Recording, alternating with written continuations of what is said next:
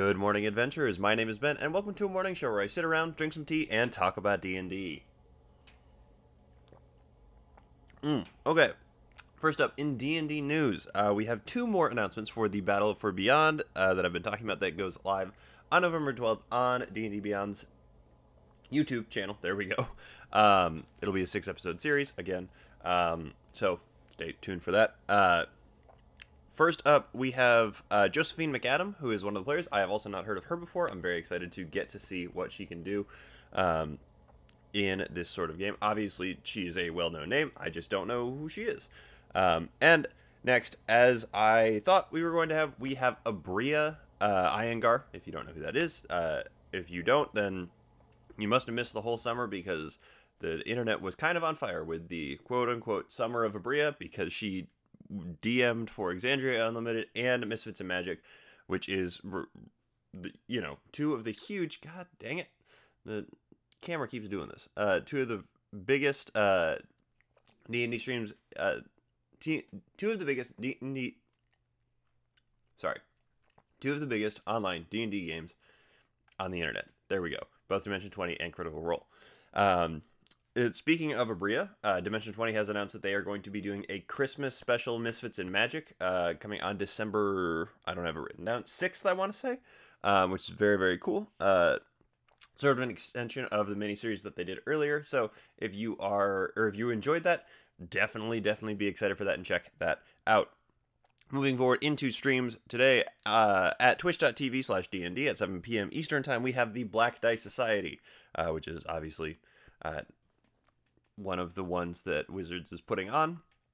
And then we have Critical Role at 10 p.m. Eastern Time on Twitch, on YouTube, wherever you get your stuff. So be on the lookout for that. Yeah, that's it for streams, I think. I am... that's all.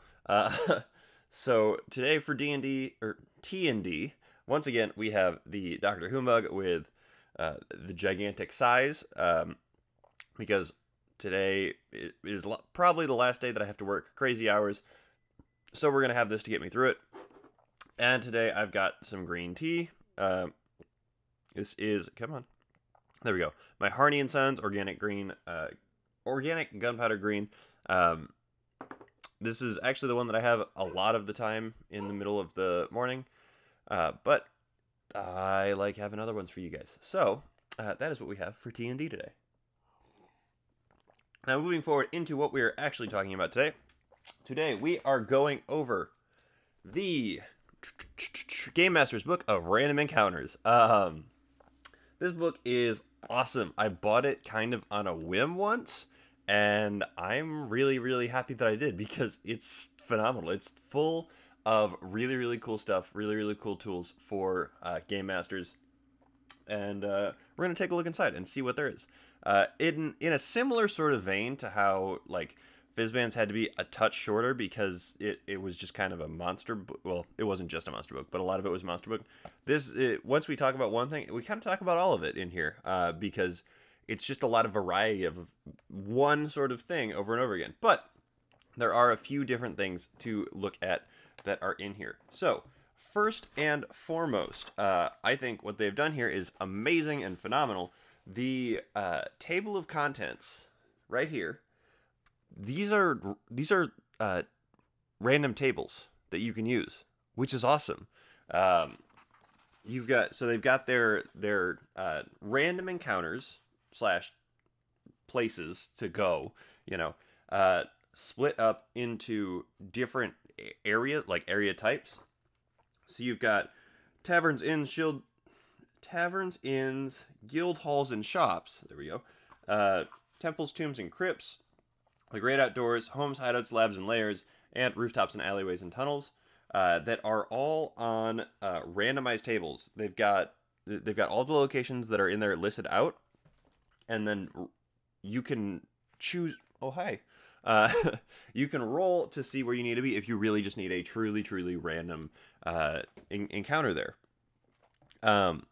We also have almost 100 pages of one-shots in here. There's 10, or not 10, 8 different one-shots in this book that are actually really, really well fleshed out and really, really cool. I'll read them off to you.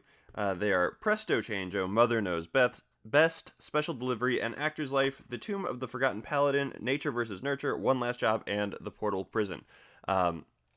These are really, really cool little adventures to go on that I really, really think that everybody should check out. Now, in addition to this, this table of contents being a random table, I don't even know what to call it. It's not a random table generator. It's just random tables. They have, as a little section at the end of it, randomized tables throughout the book, talking about different things. And we're going to talk about one of them in particular in just a second. But first off, I want to show you guys what one of these locations looks like, because it's really, really cool. Now we have to skip past the first 100 pages of this book because it's got one-shots out that far. Okay. So, let's look at, we are in, let's be in taverns, inns, shops, and guild halls. So, this is just one of the sections of the book I flipped to kind of randomly. We are going to look at a hotel called the Red Herring. Now, first up, when you get to when you get to the page with the stuff on it, you get a map of the whole location. This one has a top and bottom floor. It's got the areas labeled so that you are able to quickly reference the different spots in it. In addition to that, it lays out in detail. What are you doing back there? Okay. It lays out in detail the different spaces that you can occupy. So, it's got your entrances and exits. Red Herring features a main entrance 1 that leads directly to the parlor, plus an entrance for guests who wish to avoid the parlor's typical crowds, 2, an entrance for employees that can be found along the inn's backside. So, that is laid out.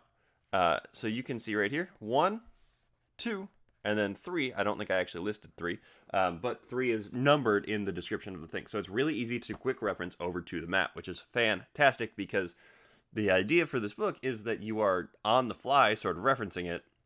So being able to quickly get information from one side to the other is fantastic.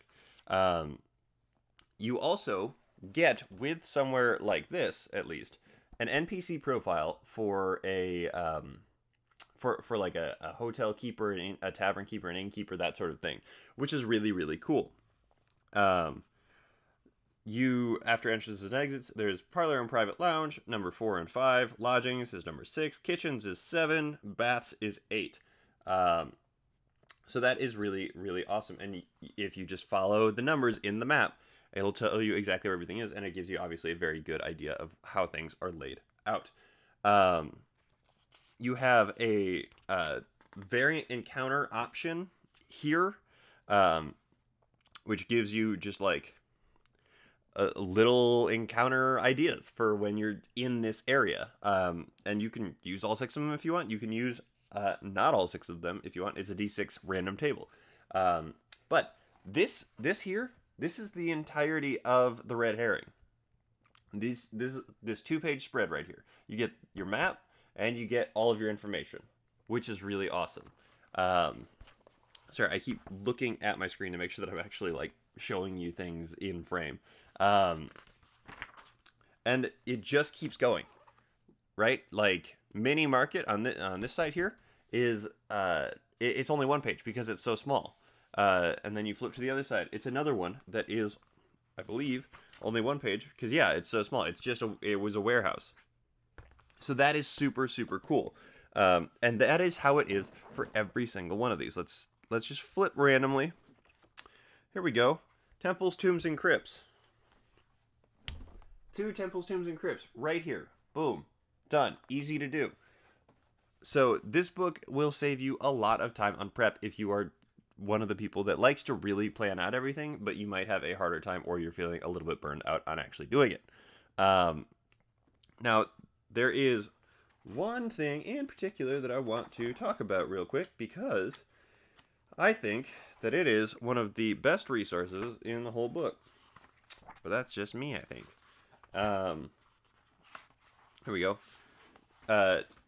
Here, it gives you, it's a 2-page spread. It is nothing crazy. It is magic items that you can purchase from different places. So it's just a small set of magic items here, which is pretty cool in itself, because magic items are always fun to get in-game and as a DM, to have more access to and options to where you don't have to be the one to make them. But the thing that I really like about this is that it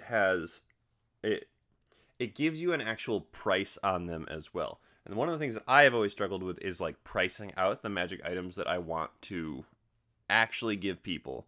And in theory, you can lift this, like these prices and things, and apply them elsewhere, because they also have the rarity in there, obviously. So you've got your uncommon items that are ranging from like 100 to 300 gold. Good to know. You've got a common item that's less than 100 gold. You've got a rare item, or you got several rare items that go pretty much from about 500 up to where does it go up to? I don't know. It goes up to higher than that, like 1,000, and then very rare from there. So that to me is an invaluable kind of tool, which is maybe not the exact thing for everybody, but for me it's really, really cool. And then the last thing I really want to highlight, because again, just keep flipping through the book, you just get more of these, which is really, really awesome. To the end of the book, here we go. There we go. You have, at the very end of the book, a random NPC generator. Now this is where most people struggle, from what I understand, which is really, really, the fact that it's in here is awesome. They have released another book that is all about the NPCs, and I will be doing a video covering that at some point here. But in this book about places, you get a full, like, several pages on random NPCs. You've got things. Well, let's just read the titles here. You've got preferred pronouns, age and intelligence, hair and build. Who is this person really? Names, description, and deeper desires. Names, description, and deeper desires is on a D100 table. There are 4 pages of just this to give you ideas for things.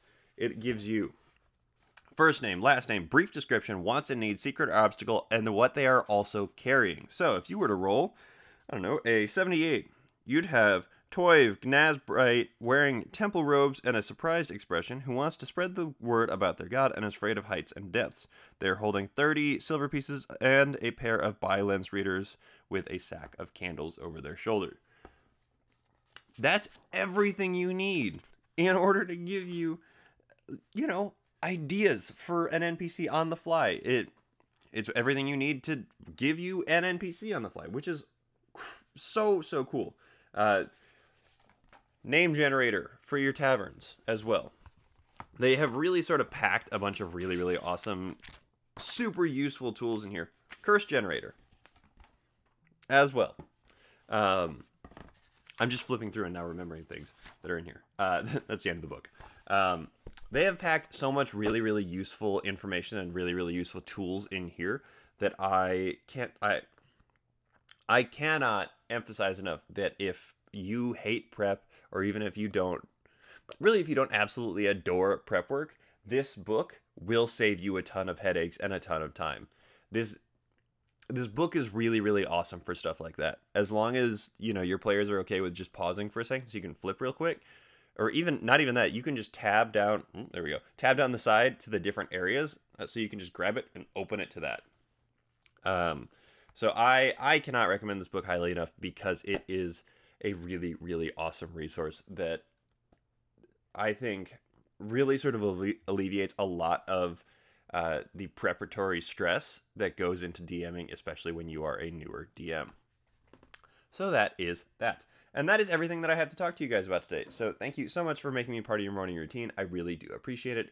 And thank you so much in particular to my patrons. You guys are the ones who make this show possible. If you want to support the show and become a patron, the link to my Patreon is in the description of this video. I really, really appreciate you guys checking it out.